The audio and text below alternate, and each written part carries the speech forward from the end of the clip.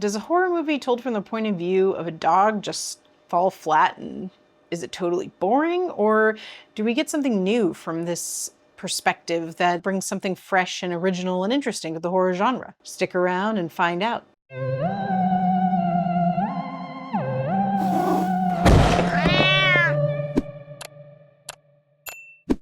Hello, welcome back to Black Cat Archives. I'm Heather, and this is my channel where I review all things horror, mystery, thriller, suspense, and more.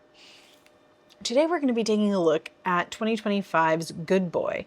This October 2025 release is a unique take on the haunted house genre because we're looking at everything from the point of view of man's best friend, a dog. It's another unique perspective in horror movies. So it reminds me a bit of Presence from earlier this year. That was Steven Soderbergh's release. It's another haunted house or ghost horror movie, but this one was told from the point of view of the ghost.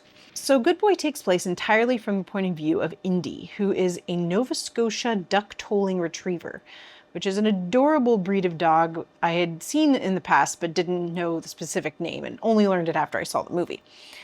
But he belongs to a man named Todd, who at the beginning of the film is found in a compromised health position by his sister.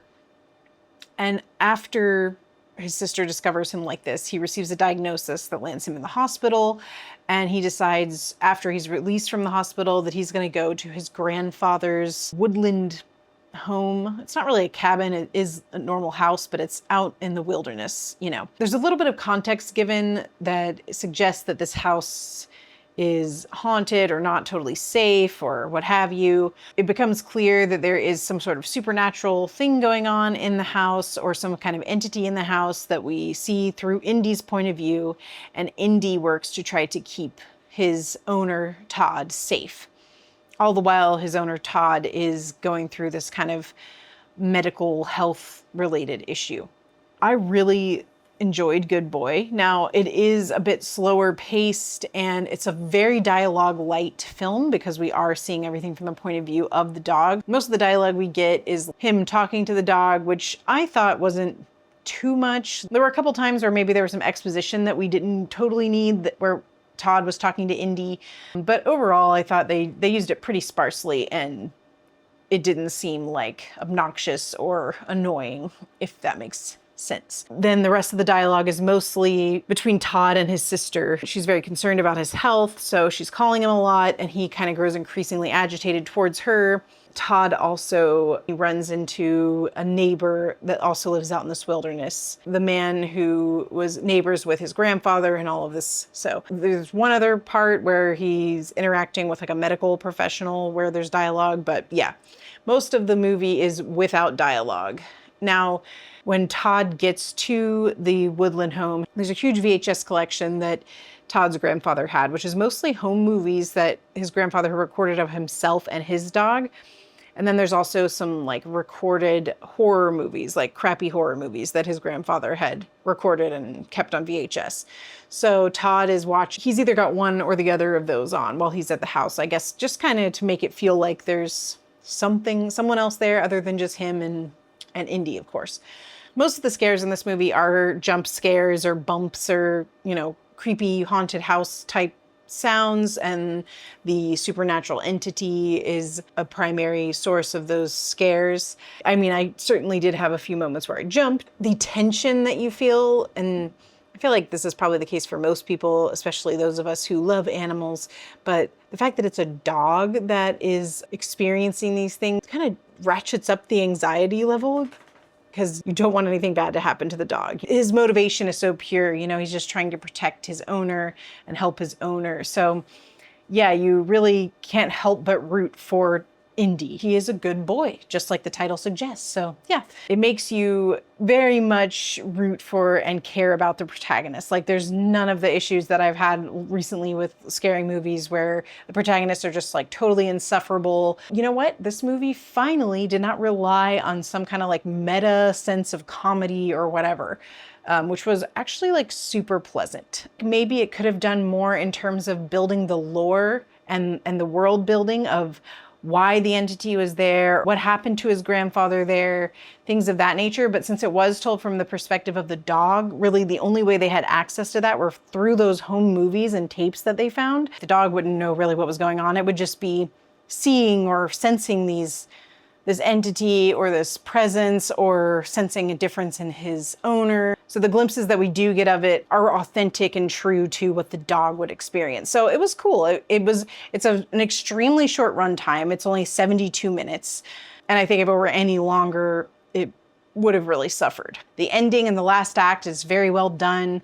Really does a great job of ratcheting up the tension. Indy feels very motivated, trying to save Todd. It was really great, you know, heartbreaking ending.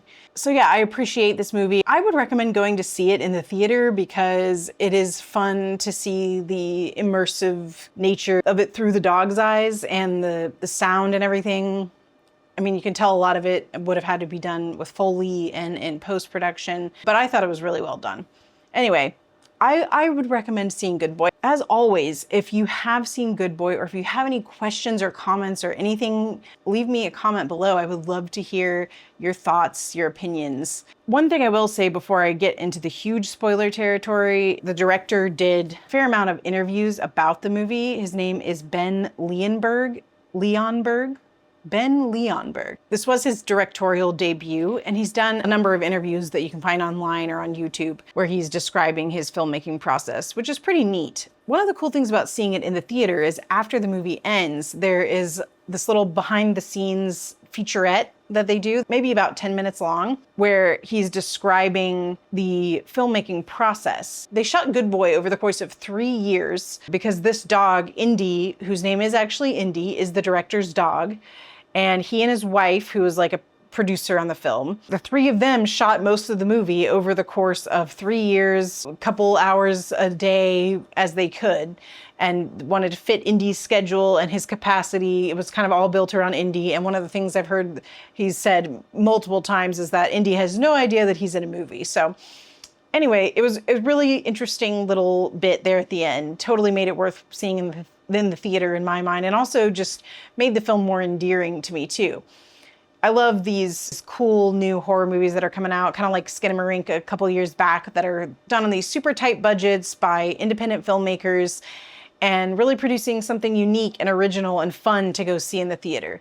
So definitely go support it for that reason alone if you're into filmmaking and cool original storytelling ideas. One of the other really interesting things that he revealed there is everybody keeps asking him, you know, oh, Indy's so expressive, so emotive. It was really funny because the director, Ben Leonberg, he says he attributes the reason that his face looks so expressive to the Kuleshov effect, which, if you're not familiar with that, if you didn't go to film school or are a film history nerd, Kuleshov was this film theorist and analyst, Russian fellow back in the early days of film. His theory was that editing was kind of the power behind cinema and the power behind us experiencing emotions while watching cinema. So he took the same image of footage of a man and he juxtaposed it against him looking at some food. And then he took that same image and juxtaposed it against him looking at a child in a casket, and that same image again and juxtaposed it against him looking at a sexy lady. And the people in the audience who saw him looking at the steak said he looked hungry. The people who saw him looking at the child in the casket said he looked sad. And the people who saw him looking at the sexy lady said he looked lustful. So Kuleshov's whole point was that through the power of film editing and juxtaposing images next to each other, we can convey a wide variety of emotions, and that is essential to cinematic storytelling and the cinematic medium as a whole. So yeah, if you take a look at some of Indy's expressions and the imagery of what Indy was looking at and reacting to tell the story, I think he's probably correct. But he also admits that Indy is kind of a very serious sort of dog, so that lends itself well to him having these kind of pensive, concerned sort of expressions like he has from Todd for much of the movie. The budget for Good Boy was, everything online says anywhere from like $750,000 to like $990,000, so just under $1 million.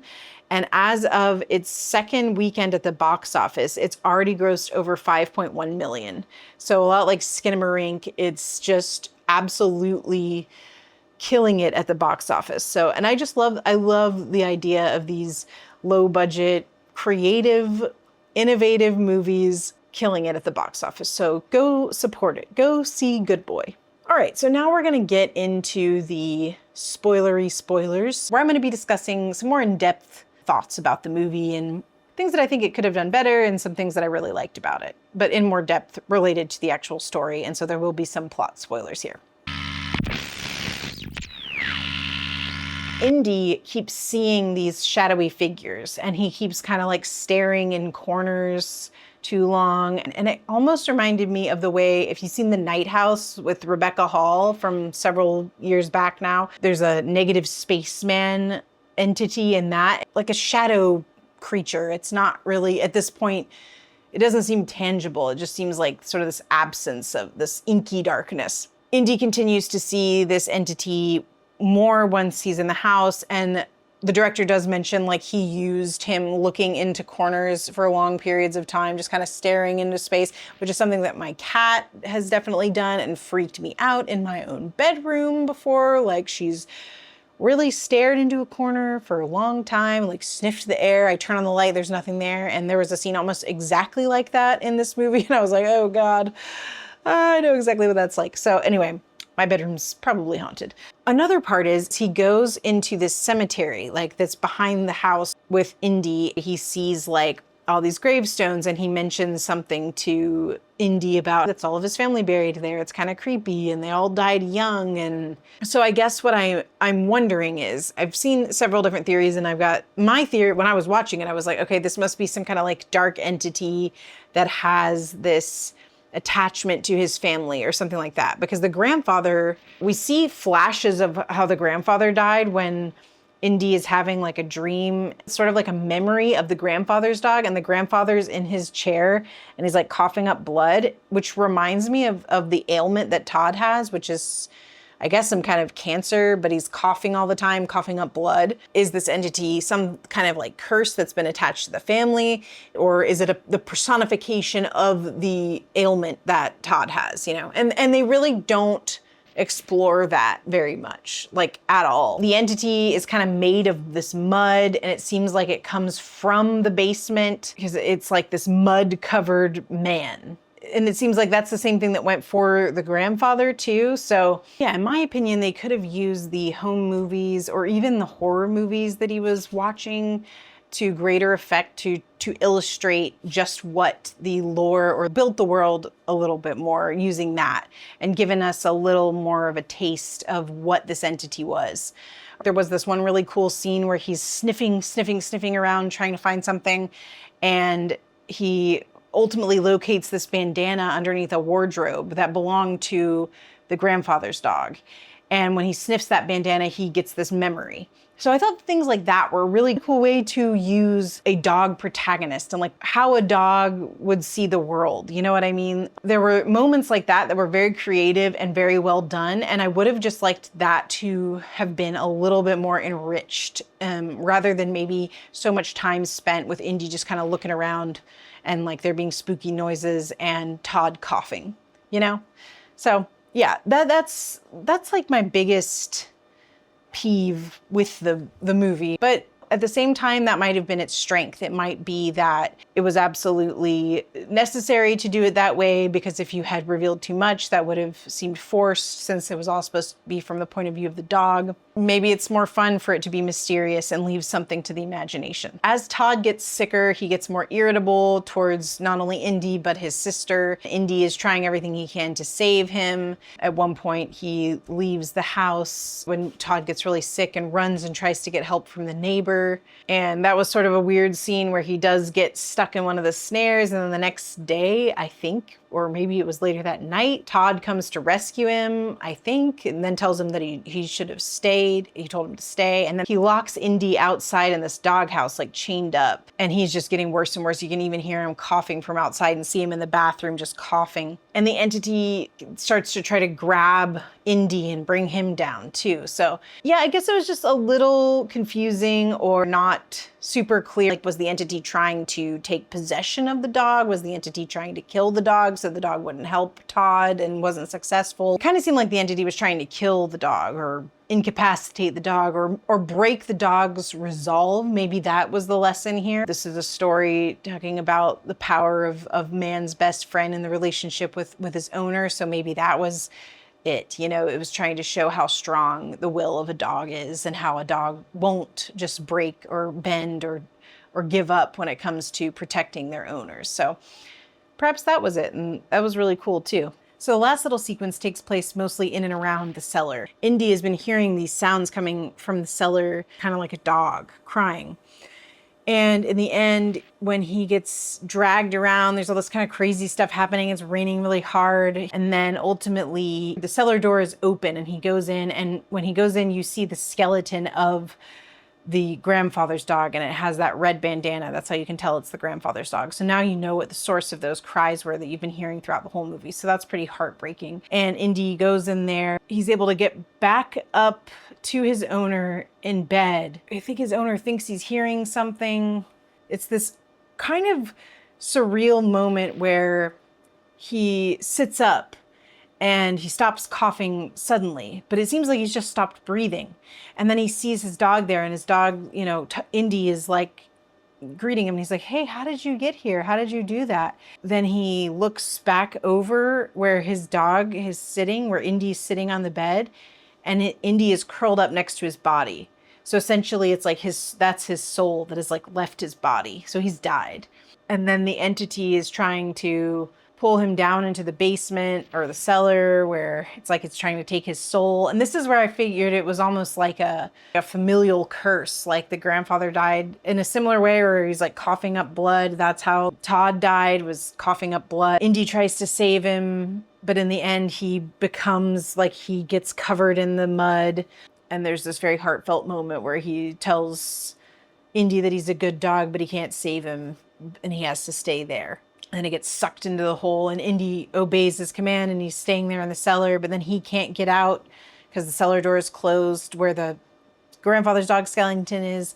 And then he can't get out up the stairs because that door is closed. So he's just kind of waiting. But then the next day, presumably because she's been texting and calling and he's not answering, his sister comes and finds Indy. She sees the skeleton of her grandfather's dog, and then she sees Indy, and then she's crying. So I think she's probably already discovered her brother's body at this point. And then she calls him to come with her. And Indy kind of looks back at this weird cave-like thing. I guess it's like a root cellar. Maybe they keep preserves in there. It looks like a creepy, dark cave portal. I don't even know. Anyway, it's super creepy. Indy looks back to that, and then there's even like this little whistle call, and then Indy turns around and goes with Todd's sister, and that's how the movie ends. And so it's a very heartwarming, sweet ending. I thought it was a really creative concept, and like I said, it made it even more endearing knowing how it was made, that it was just this very small, micro budget, very independent filmmakers working in their home with their dog over the course of 3 years and making something very original and I thought overall quite well done. So yeah, definitely go check it out. Go see it in the theater, support this so we can get more awesome independent horror movies. I'd say it's in my top 5 movies I've seen in the theater this year so far, like January to now, 2025. Please let me know what you think about Good Boy in the comments. Would love to keep this discussion going. If you loved it, hated it, want more like it, would love to hear it. Just let me know. It's always a pleasure to have your view and your support and your engagement. Thanks for joining us here at the Black Cat Archives.